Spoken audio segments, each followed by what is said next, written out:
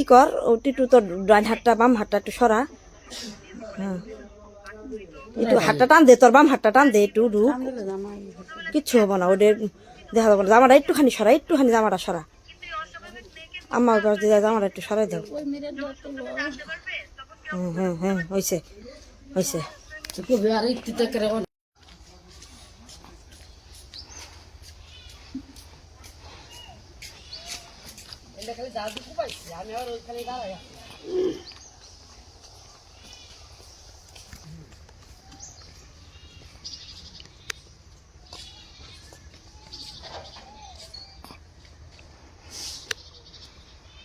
কোনোটায় জায়গা নিয়ে কয়েক মাস হাতে যে কেলামেলা এটা নিয়ে 26 তারিখের শুক্রবারের 5:30টায় মানে মারামারি বাজে। আমরা তো কাজ করে গেছিলাম।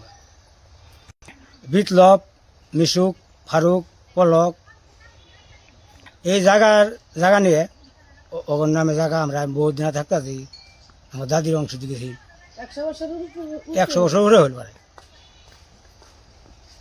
মাগরিবের পরে মারামারি করি না, বিল্ডিংগুলো মারি মুড়ি ফেলাই ছুঁয়ে গেছে 10-12 জন। শেরপুর থানার লোক নেই 10-12 জন। মোহাম্মদ মুজিবুর রহমান, পিতা কসিমউদ্দিন। গ্রাম? আগে ছিলাম এনটি, পরে আমি সালদা গেছি গে। আচ্ছা, ঘটনাটা কি হয়েছে বলেন তো? ঘটনাটা এই বাড়িতে আমি থাই গেছি 40 বছর। হুম। আমার নানায় অংশীবাসী যদুমুল্লার কাছে অংশীবাজার থাকছিল। তারপর আমি 40 বছর থাই পরে গেছি গে। আমার মামা চলে গেছে গা, এটা আমার মামা তো ভাইরে থাকে এনো। এটা আমি আরো মীমাংসা করে এসেছিলাম, হয় না এই বে হেয়ার তর 2 দিন সালিশিও করছি পাইকারা বাজারও। তারপরে বাড়ি ঘরের আসি ভাঙলো যে। হ্যাঁ, কেডা বাংলো? বিপ্লব, ফারুক, মিশুকের ভাই আর কনক করি। কি কারণে ভাঙছে? এই ধরে তুলে দিব যাবো গা। জমির দলিল কার? ওখান নামে রেকর্ড আছে। হুম। আর মুন্টুর নামে আছে, শাহাজুদ্দিন নামে আছে, আপনার ওই যে দলিল আছে।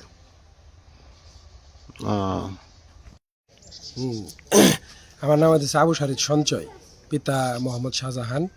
আমার বাড়ি হচ্ছে এখানে পাশে। ভিকটিম হইতেছে আমার ভাই সম্পর্কে।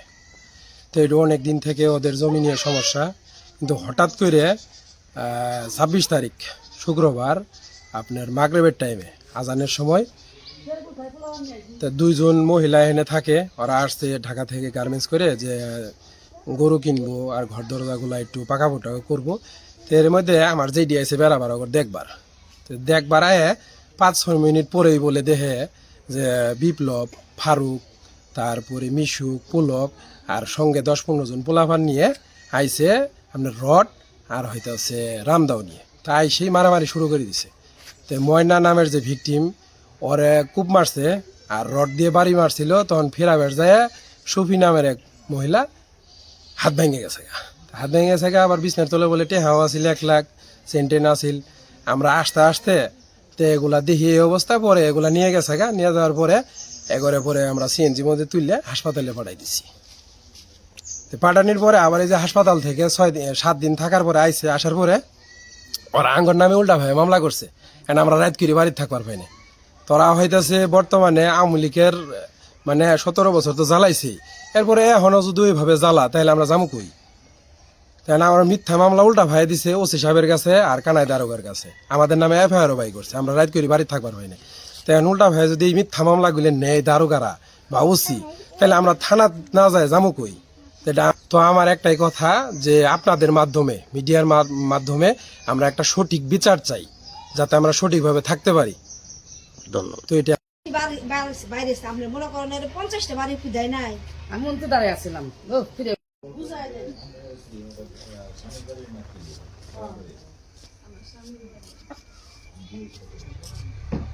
20 বছর যাবৎ আমার স্বামীর বাড়ি আমি সংসার করি, এবং কি হঠাৎ করে এরা ওয়ারিসের বিপদে এরা আমার জামাইরে অত্যাচার করিয়ে আমারে এরকম করিয়ে মাইরিয়ে আঘাত করিয়ে এমনভাবে আমারে পিড়াইছে, রড দিয়ে দেহানির মতন কোনো ই নাই। আমি এদের বিশ্বাস